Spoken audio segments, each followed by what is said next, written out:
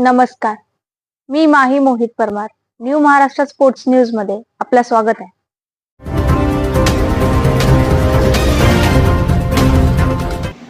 अंबाजोगाई तालुकास्तरीय क्रिकेट स्पर्धेत खोलेश्वर माध्यमिक विद्यालयाचा संघ प्रथम.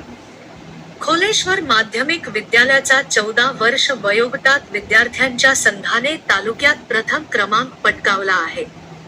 सदरील स्पर्धा दिनांक 30 सप्टेंबर रोजी तालुका क्रीडा संकुल, अंबाजोगाई येथे पार पडली आहे. सदरील स्पर्धा तालुका क्रीडा परिषदेच्या वतीने घेण्यात आली होती.